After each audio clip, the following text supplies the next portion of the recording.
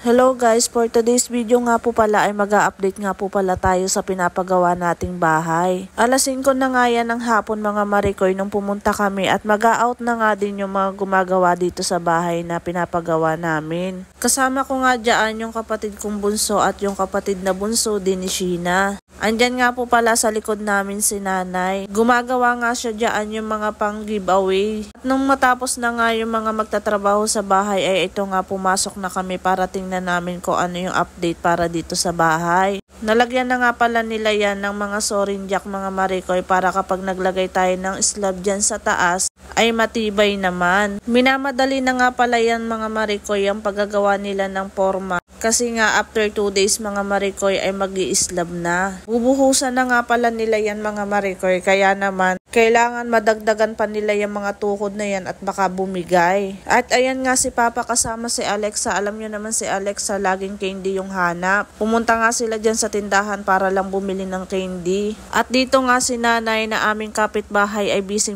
nga sa paggawa ng mga giveaways. Uuwi na nga din pala kami dyan mga Maricoy dahil nga kailangan din natin magluto para sa panghapunan. At ayan nga si Sheena ay may pasayaw-sayaw pang ang nalalaman. At ayan nga mga Maricoy, kinaumagahan na nga yan. At pupunta nga kami doon sa bahay na pinapagawa namin kasi nandoon nga si Papa tsaka yung pamangkin ko. Doon nga po pala sila natutulog. Dahil nga meron kami mga gamit doon at baka mawala kaya pinababantayan ko na din sa kanila. Maaga nga pala kami nagising dyan mga Maricoy dahil nga kailangan na namin bumili ng mga gagamitin pang slab. At ayan nga yung pamangkin ko, nabungada na nga namin dito. Inakit na nga din namin para bumili ng mga materyales. Siya kasi nakakaalam ng mga materyales na bibilhin natin mga Maricoy kaya kailangan isama din natin sila. At tinawag ko na nga din dyan si Papa para nga din isama na rin sa pagbili ng materyales kasi sila naman talaga yung nakakaalam kung ano yung mga bibilhin. Kailangan na din kasi namin bumili ng mga materyales mga Maricoy kasi nga magbubuhos na bukas ng umaga. Kaya kailangan lahat ng mga gagamitin mga Maricoy ay mabibili na natin. Dahil nga kapag nag-slab sila mga Maricoy, ang dami-dami nga pala nila dito.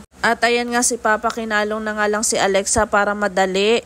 Ang bagal-bagal kasi maglakad ni Alexa kaya kinalong na lang siya ni Papa. Nag-service na nga lang pala kami dyan ng tricycle para bumili ng materyales doon sa hardware. Dito nga ay natataklasan nga kami sa pamasahe mga Maricoy dahil nga nagpapaantay na kami sa tricycle. At kung magpapahatid lang naman kami sa tricycle mga Maricoy, baka wala kami masakyan pabalik kaya nagpapaantay na lang kami. Itong kapatid ko nga po pala mga Maricoy kapag sumasakay ng tricycle ay tuwang-tuwa. Lagi nga ito nag-aakit sa brum-brum. At masyado nga din pala itong maarte tong batang to. Sabi niya kasi sa amin mga Maricoy, ti daw. Nandidiri kasi siya mga Maricoy doon sa jacket na nakita niya na madumi. O diba napaka-arte ni Alexa? Dito nga po pala kami bumibili mga Maricoy sa Fortune Hardware.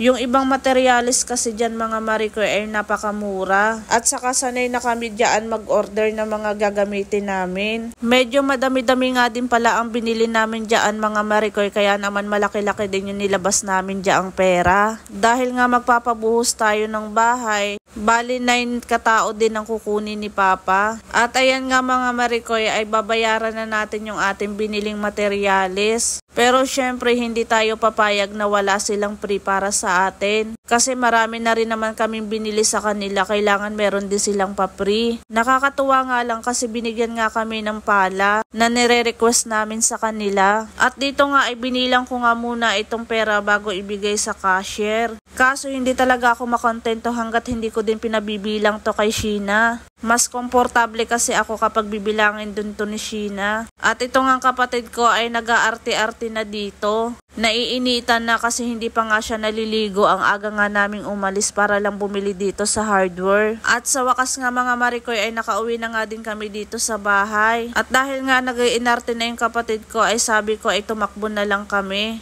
At pagkatapos ko nga iuwi yung kapatid ko mga Maricoy ay pumunta naman kami dito para sa mga wire. Kasama nga din po pala namin ditong bumili yung electrician mga Maricoy na gagawa sa aming bahay. Binili na namin yung mga kailangan niyang gamitin para sa aming bahay. At grabe talaga, sobrang mamahal na ng mga bilihin. Yun nga lang, kahit mahal, kailangan din natin bilhin to. Kaya wala tayong choice. Bumili nga pala tayo dyan ng breaker at saka ng tubo. At yung iba pang mga gamit. At dito nga mga Marikoy, dahil chismosa nga tayo mga Marikoy, ay aakyatin natin to kahit napakahirap. Gusto ko kasing makita yung taas kung ano na yung itsura, kaya naman kahit napakahirap diyang akyatin ay inakyat ko na talaga.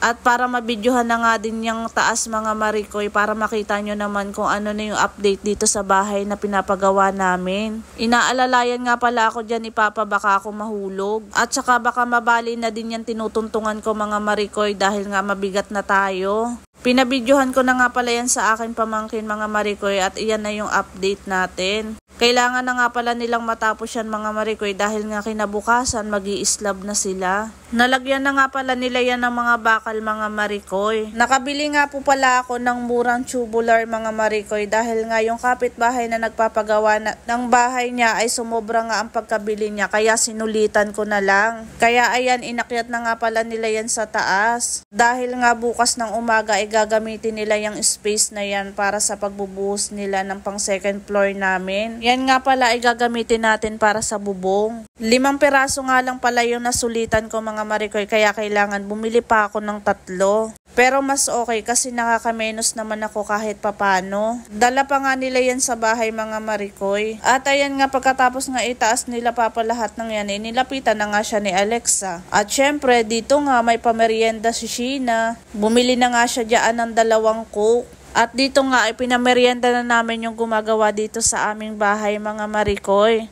Inaalok nga din namin dyan si nanay mga Marikoy pero busog pa nga daw siya. At syempre kung nagmemeryenda yung mga gumagawa ng bahay ay kailangan nagmemeryenda rin dito si Sheena. O diba nakikikoke din siya. At syempre for the check na din ng peg. At dito nga ay ayan si Alexa ay naartihan pa nga ako. At syempre dito nga ay tinatanong ko nga si Papa kung ano pa yung next nilang gagawin. At sabi nga niya sa akin mag-i-slab na nga daw bukas kaya kailangan mag-prepare na at maagang gumising. Yun lang, maraming salamat.